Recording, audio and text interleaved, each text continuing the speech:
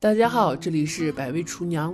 天气越来越冷了，孩子特别爱吃零食，爱吃零食不用出去买啦，教你在家自己做。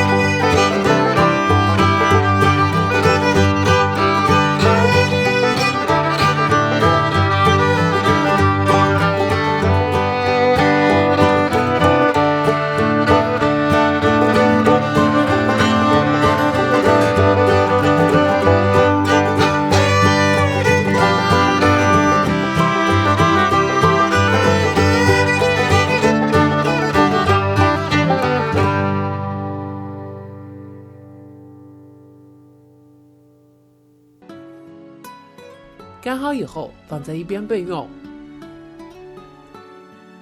这会儿我们再把面条用手给它捏一下，捏成这种小段。这会儿的面条特别的酥脆，轻轻一捏就能捏碎。捏面条的时候也是非常解压的，捏起来特别过瘾。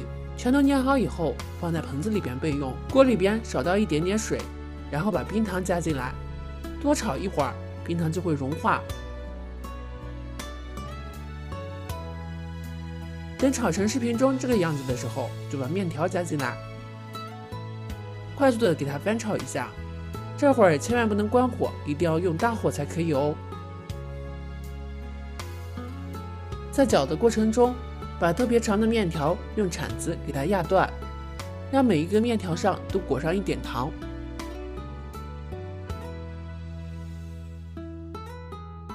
然后再把之前准备好的花生还有葡萄干给它加进来，一起翻炒1分钟左右。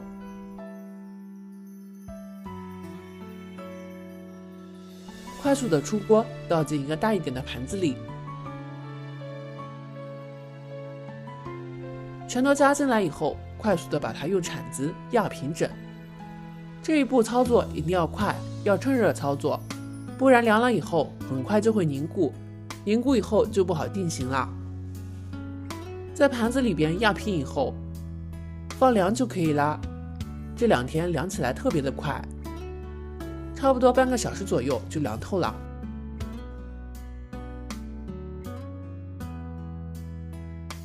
用手摸一摸它的温度，一点点温度都没有的时候，再把它倒出来，这会儿它就凝固成块了。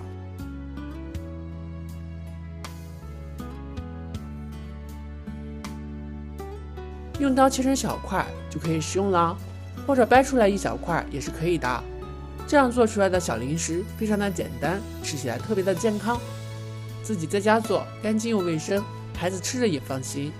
而且整个过程一点难度都没有，就算是第一次做也能一次成功。